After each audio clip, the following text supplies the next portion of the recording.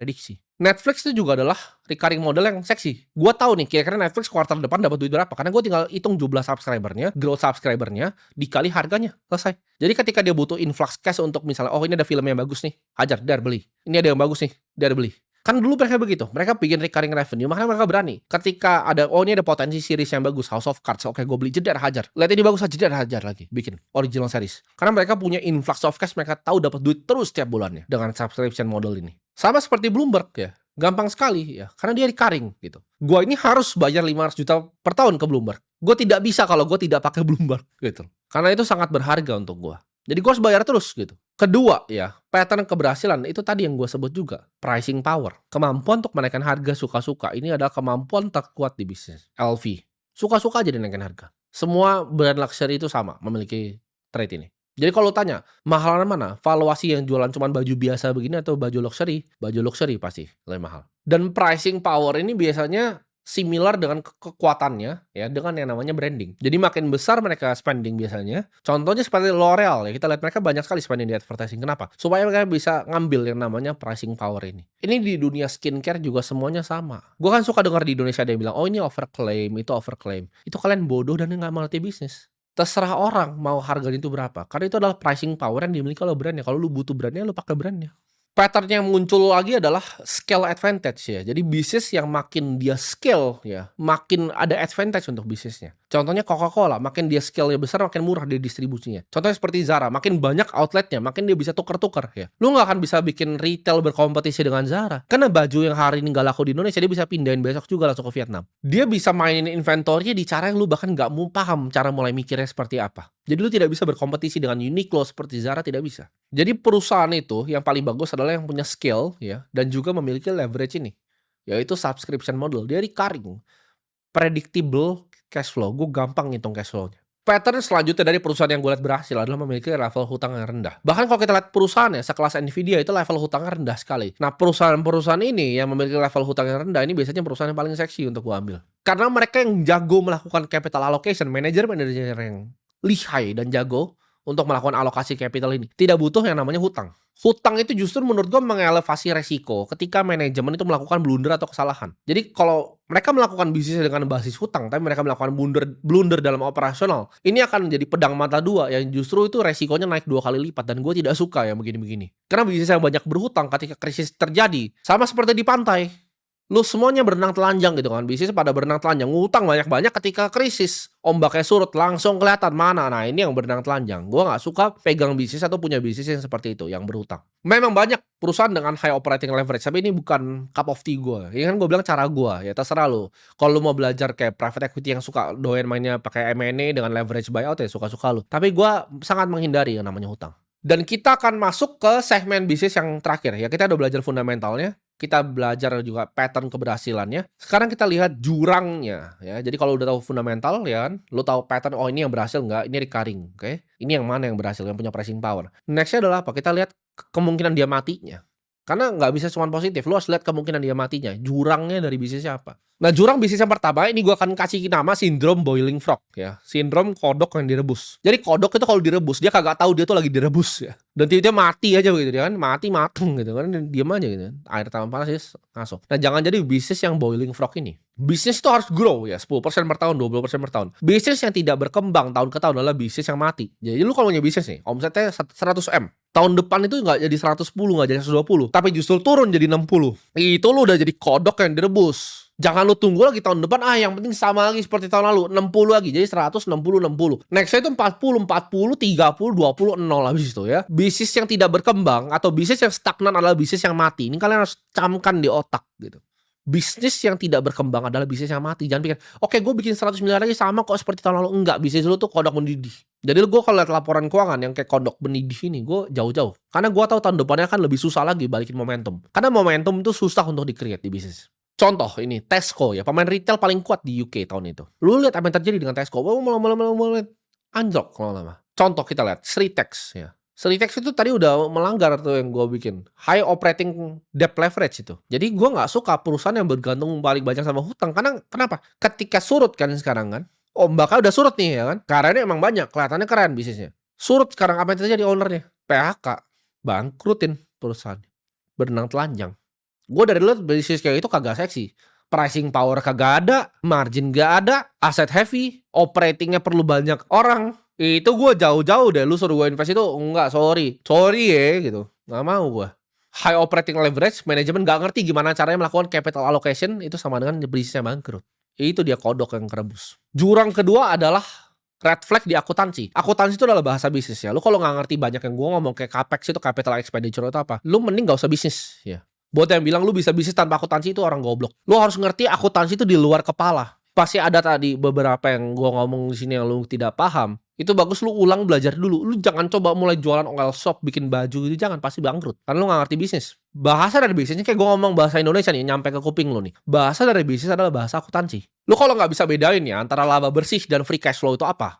Nah kan, coba gue tanya lo, bedanya laba bersih atau free cash flow atau FCF itu apa? Lu tidak bisa jawab itu, ya sudah itu. Lupakan lah mimpi berbisnis lu atau mimpi lu berinvestasi di bisnis itu dilupakan jauh-jauh. Contoh red flag ya, itu pencatatan omset yang prematur ya, gross marginnya ditinggi-tinggiin. Nah ini kelihatan nih kadang nih, kalau lu udah sering liat akuntansi deh, lu udah sering melakukan due diligence, lu udah tahu mana akuntansi yang bohong, mana yang asli.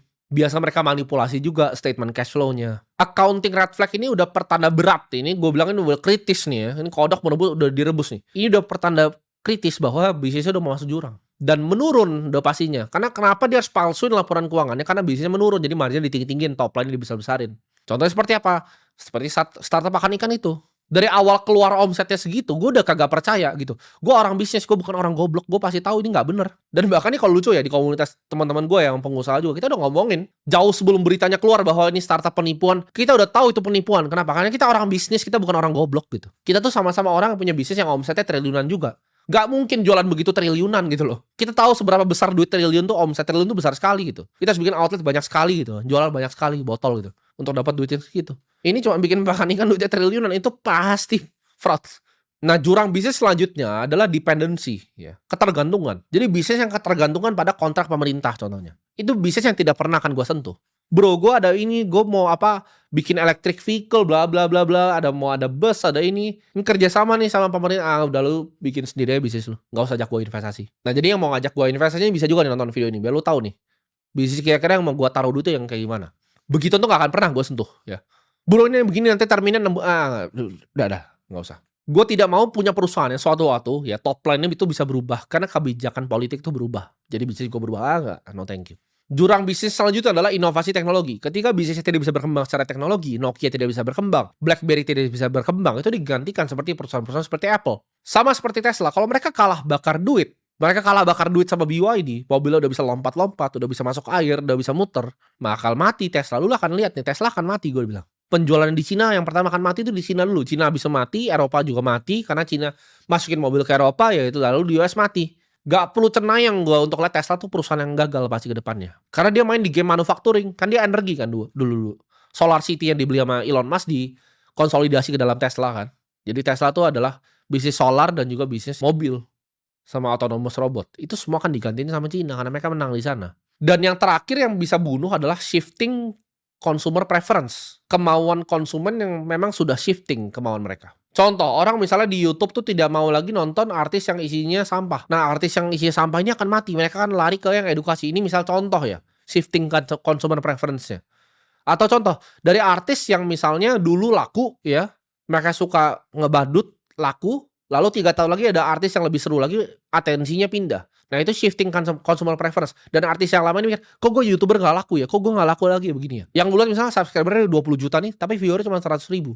Itu kenapa? Karena consumer preference-nya udah shift. Jadi otomatis artis yang bisnisnya entertainment, valuasi perusahaannya akan masuk ke tanah. Karena consumer preference-nya udah shifting. Ini bisa jadi pembunuh paling sadis bisnis, karena datangnya tiba-tiba kayak begini. Ya contoh, TV ini, stasiun TV mereka investasi ya kan. Studio besar-besar ya kan. Mereka bahkan bagaimana pakai anchor segala macam. Tapi viewership-nya sekarang turun terus, kalah terus sama video-video YouTube seperti ini. Itu adalah shifting consumer preferences. Mereka udah mulai mikirin consumer. Oh ngapain ya gue dengerin orang goblok ini di TV itu?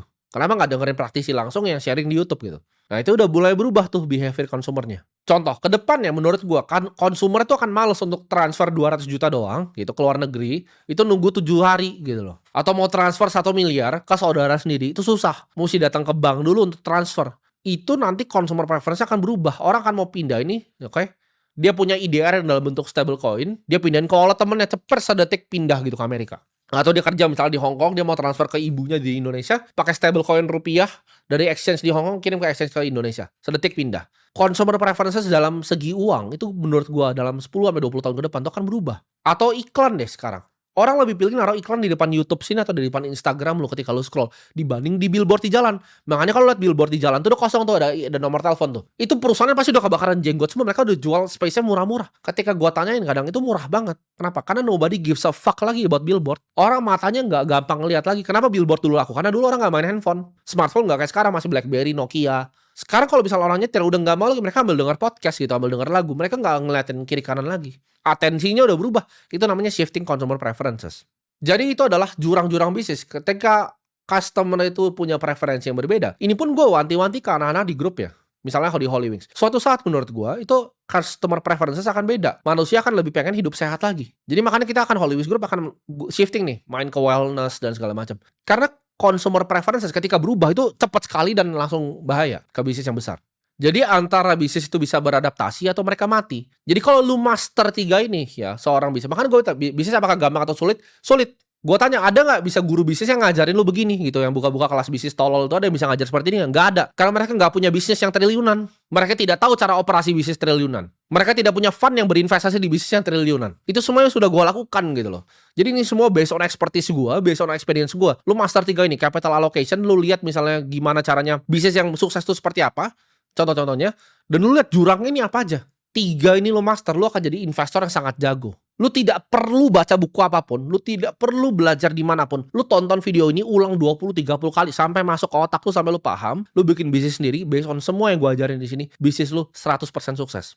Kira-kira gimana caranya flow gue berpikir sebelum gue melakukan keputusan investasi, sebelum gue naruh duit gue dimanapun, ini cara gue berpikir. Dan buat teman-teman semua yang lagi mulai bisnis atau mulai investasi, coba lu tulis ini semua ya. Jangan cuma lu nonton, karena lu gak akan paham ini kalau cuma lu nonton. Lu harus ambil kertas, ambil buku, lu catat gitu loh. Lu catat pakai bolpen sama kertas. Oke, ini apa aja capital allocation tuh ada 1, 2, 3, 4 gitu. Tulis gitu. Nah dari 1 ini apa, 2 apa, 3 apa, 4 apa. Itu lu checklist semua tuh nanti ketika lu bikin bisnis atau lu mau berinvestasi ke bisnis gitu loh. Ini jurangnya ini consumer preference bisa shift kemana nih. Jadi ya ini ya kira-kira pengalaman gue sekitar 10 tahun terakhir ya. Sebagai orang yang dari nol sampai bisa bikin bisnis triliunan, sharing ke kalian tentang bisnis. Jadi nggak perlu ya yang namanya coach bisnis tai anjing itulah. Nonton video ini ulangin 20 kali, praktekin, gue yakin hidup lu berubah.